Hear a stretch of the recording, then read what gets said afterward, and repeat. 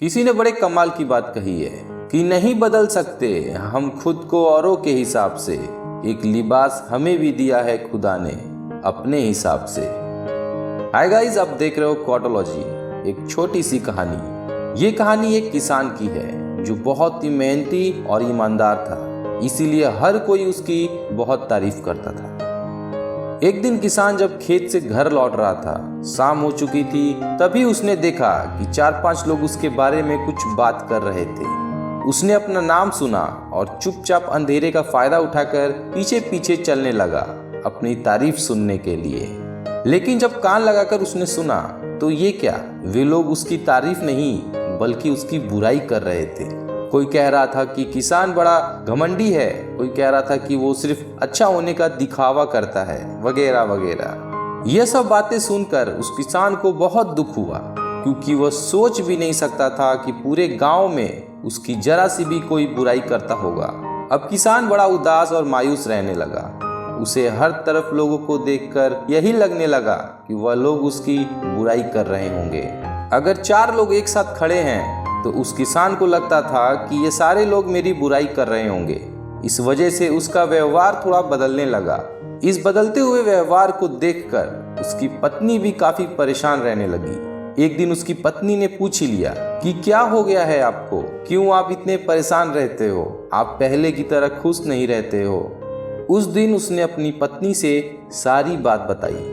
तब उसकी पत्नी ने एक सुझाव दिया कि गांव में जो एक जाने माने संत हैं, उनसे मिलिए, उनसे बात कीजिए, आपको अच्छा लगेगा। वह किसान उस संत के पास गया, अपनी सारी परेशानी बताई। संत ने तुरंत जवाब देने के बजाय कहा कि आज रात तुम यहीं मेरे कुटिया में रुक जाओ। किसान ने मना नहीं किया, वो संत बाबा के पास में रुक गया। संत की जो कुटिया थी वह एक तालाब के पास में थी। जब वो किसान रात में सोने की कोशिश कर रहा था तो मेंढकों की टर टर की आवाज सुनाई देने लगी। तो किसान ने कहा कि साधु जी, क्या है ये, इतने मेंढकों की आवाज यहाँ क्यों आ रही है। संत बोले, बेटा ऐसा ही है, यह कुटिया के पीछे तालाब में ढेर सारे मेंढक हैं जो टर टर रात भर करते रहते हैं। किसान बोला कि साधु जी, इतनी तेज आवाज सुन के लग रहा है कि ढेर सारे मेंढक होंगे इस तालाब में। संत ने बोला, बिल्कुल सही बेटा, तो ऐसा करो, अगर तुम कुछ मदद कर सकते हो तो करो।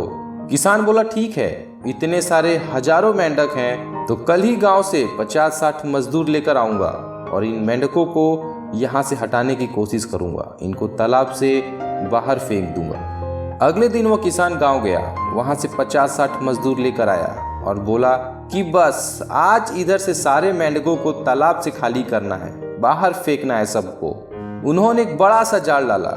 जाल में से जब मेंढक निकल कर आए तो मुश्किल से 50-55 होंगे। किसान ने देखा और आश्चर्यचकित रह गया और संत जी से बोला कि यह क्या है बाबा, रात में तो हजारों मेंढक थे, अभी सिर्फ 50 और 55 कैसे रह गए। तो संत ने कहा कि कोई हजारों मेंढक नहीं थे, बस यही थे, यही सारे मिलकर इतनी आवाज कर रहे थे कि तुम्हें लग रहा था कि हजारों मेंढक टर टर कर रहे हैं। तुम्हारे साथ भी ऐसा ही हुआ है।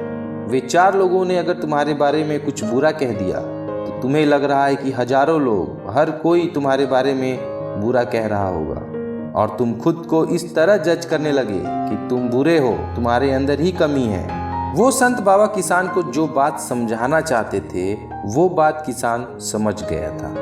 ये छोटी सी कहानी हमें बहुत बड़ी बात सिखाती है कि हमें कुछ लोगों की बातें सुनकर अपने को कभी जज नहीं करना चाहिए, नेगेटिव नहीं सोचना चाहिए अपने बारे में, अपने लाइफ को पॉजिटिव तरीके से जीना चाहिए। होते हैं कुछ 4 लोग जो हमेशा टर टर करते रहते हैं और उनकी टर टर हजारों जैसी सुनाई देती है, उसे अवॉइड कीजिए, अपने लाइफ में आगे बढ़ते रहिए। जाते जाते यही कहूँगा, क्यों जमीन पर बैठकर आसमान देखता है, अपने पंखों को खोल, जमाना सिर्फ उड़ान देखता है।